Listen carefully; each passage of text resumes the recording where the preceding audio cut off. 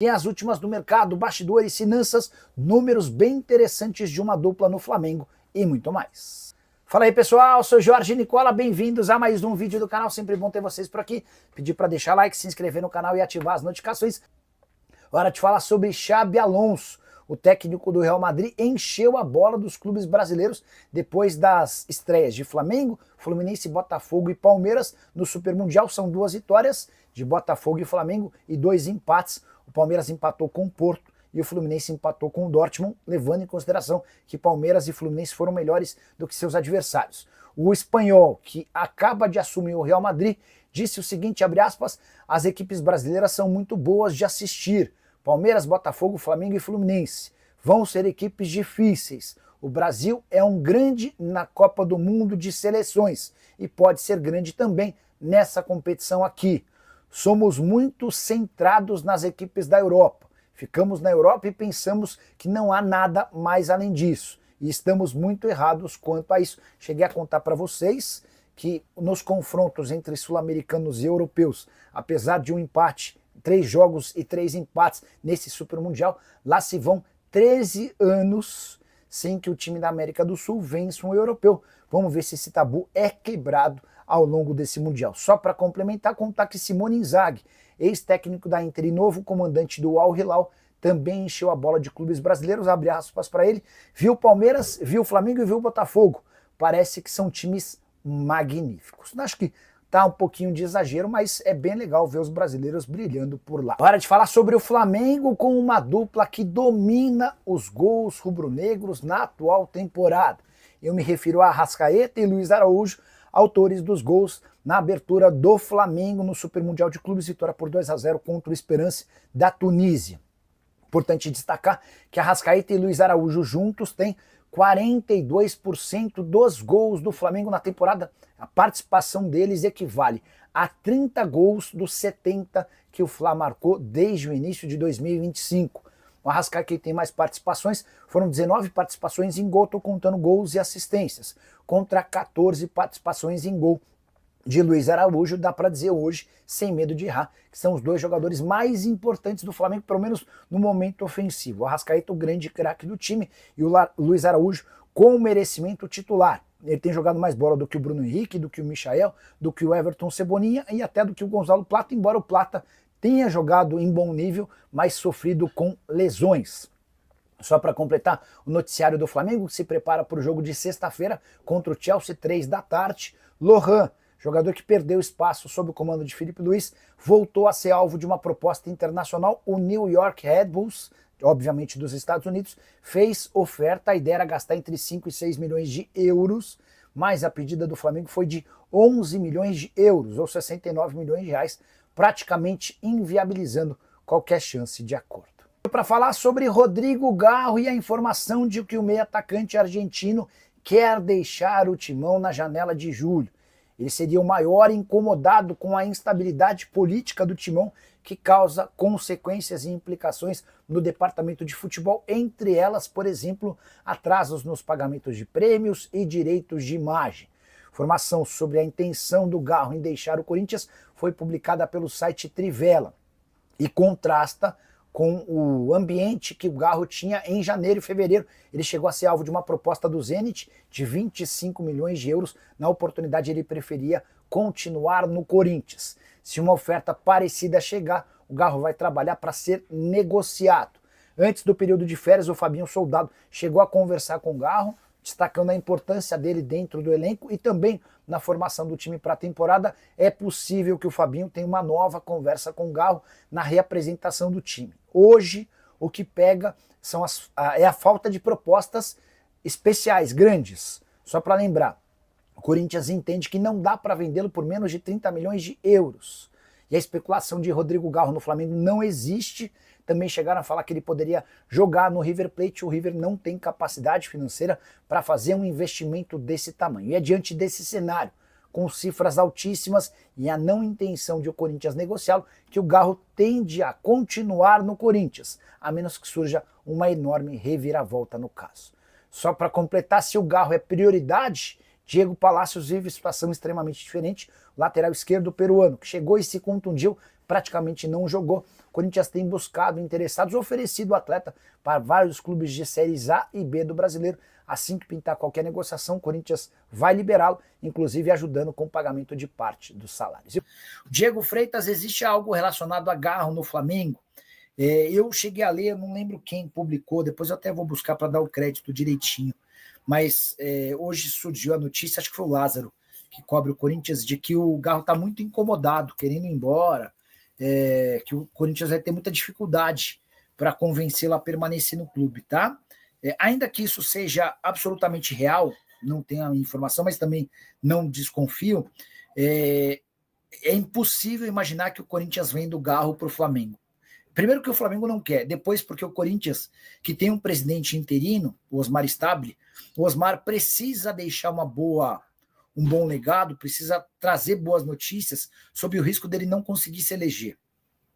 Só para lembrar, no dia 9 de agosto, os sócios do Corinthians vão ser convocados para votar se eles aprovam ou não o impeachment do Augusto Melo. O Augusto já sofreu um impeachment no Conselho Deliberativo, falta agora a aprovação dos sócios. Tudo se encaminha para que seja aprovado o impeachment e o Augusto está fora.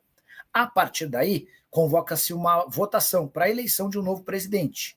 E o Osmar Stabile está trabalhando no processo de bastidor político lá para que ele seja o candidato da situação. Existe até a esperança de que nem exista um candidato de oposição, o Osmar Stabile seja o candidato único, tá? Para que ele tenha a chance de se eleger entre os sócios, o Stabile tem que fazer coisas boas durante esse período de gestão de 2 meses. Tudo que ele não pode fazer é, por exemplo, vender o craque do time para o Flamengo, tá? O Henrique Mendes, boa noite, Nicola, o que achou do Jorginho no Flamengo? Me surpreendeu bastante, até porque ele vinha jogando menos na reta final de temporada lá no Arsenal, teve uma contusão, chegou a passar alguns dias fora por conta do casamento, enfim, eu imaginei que o Jorginho fosse ter muita dificuldade física. E vendo o Arthur Cabral e o Joaquim Correia, que estrearam pelo Botafogo em condições meio parecidas, eu achei que ele também pudesse demonstrar muita dificuldade. Pelo contrário, o Jorginho foi muito melhor do que o Joaquim Correia e o Arthur Cabral, mostrou até um entrosamento meio surpreendente, capacidade física boa, passe por gol do Luiz Araújo é algo que a gente vai ver com frequência, até porque o passe é a principal virtude do Jorginho. Gostei bastante da estreia. Acho que não é um jogador para substituir o Gerson. Para mim são atletas de características diferentes, mas é um baita acréscimo com certeza, tá bom?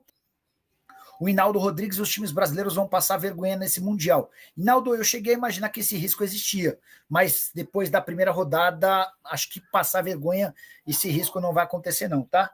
São 4 jogos, com 1 vitória e 3 empates, não, 2 vitórias e 2 empates. O Flamengo e o Botafogo venceram, o Flamengo vence o Esperance e o Botafogo vence o Seattle, eram jogos em que eles eram favoritos, e nos confrontos contra europeus, o Fluminense empatou muito bem contra o Dortmund, e o Palmeiras empatou merecendo vencer contra o Porto, tá? Enfim, a primeira rodada é positivo, o saldo é extremamente positivo. Jadson Nascimento, Nicola, quantos brasileiros irão passar para a próxima fase do Mundial de Clubes? Jadson, eu continuo com a mesma perspectiva de 3 brasileiros classificados para as oitavas. Eu acho que o Palmeiras passa e tem grande chance de passar em primeiro, e eu acho que o Flamengo e o Fluminense passam em segundo lugar.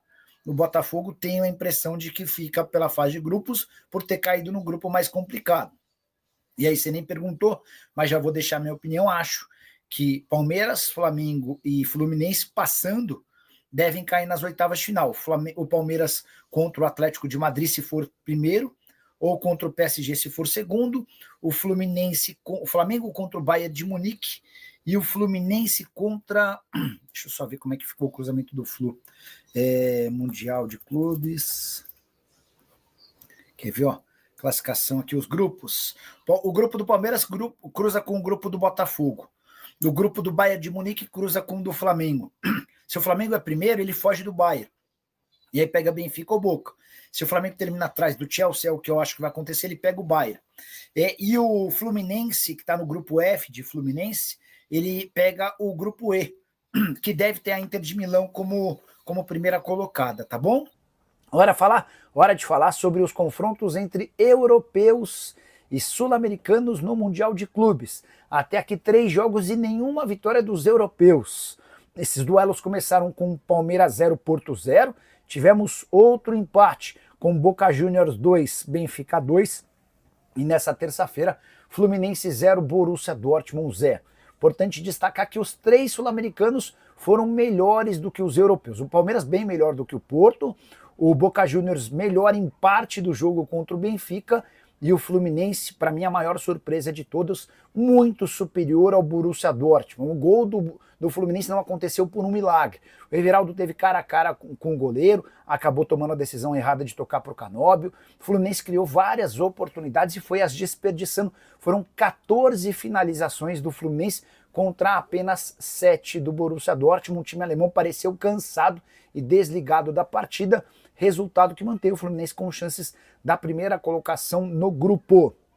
Só para completar, John Arias, jogador do Flu, depois da partida disse o seguinte, abre aspas, é um erro subestimar os clubes sul-americanos. A gente mostrou hoje que é muito forte.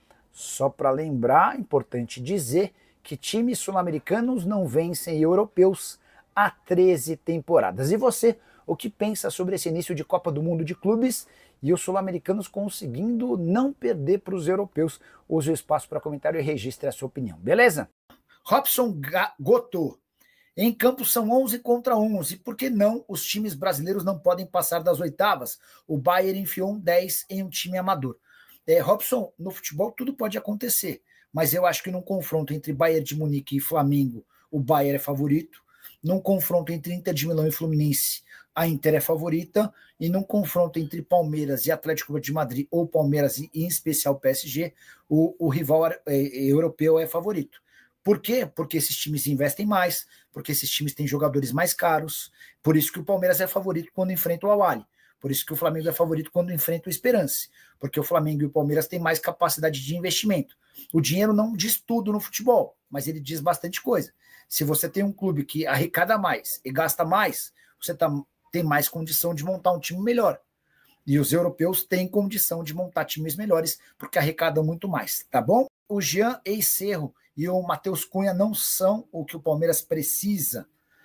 O Jean tem contra si uma acusação de agressão contra a ex-mulher. Eu acho que isso pode pesar na volta ao futebol brasileiro, tá? Sobre o Cunha, eu acho que você deve estar se referindo ao goleiro do Flamengo, né? Até porque o outro, Matheus Cunha, foi contratado pelo Manchester United em operação das mais caras. O Matheus Cunha tem contrato no Fla até dezembro. E não tem negociação para renovação até agora, tá? É um nome que é muito menos falado, por exemplo, do que o Léo Jardim, mas é bem interessante, porque enquanto titular, ele conseguiu deixar boa impressão, chegou a jogar 36 vezes na temporada de 2023. O Nottingham Forest chegou a demonstrar interesse, foi buscar informações, enfim. Eu gosto do Matheus Cunha, eu acho que é um goleiro para ter no radar, tá? Sei que também falam de Albino, que é do CRB, tem outros nomes na pauta, o Brasão, vira e mexe, é alvo de especulação, mas eu acho que o Matheus Cunha do Flamengo é alguém para ficar no radar, sim, muito bom goleiro. É isso aí, nação rubro-negra, ficamos por aqui com o vídeo de hoje com as informações do Flamengo para você. Eu peço a sua opinião nos comentários, o que você acha de Luiz Araújo e Arrascaeta, os dois jogadores que estão jogando muita bola com a camisa do Mengão, destruindo qualquer adversário. Será que essa dupla pode fazer a diferença na partida contra o Chelsea? Já use o espaço para comentário para deixar sua opinião e não esqueça de deixar aquele like, se inscrever no canal e também ativar o sininho de notificações para não perder nenhum conteúdo exclusivo do Mengão Malvadão.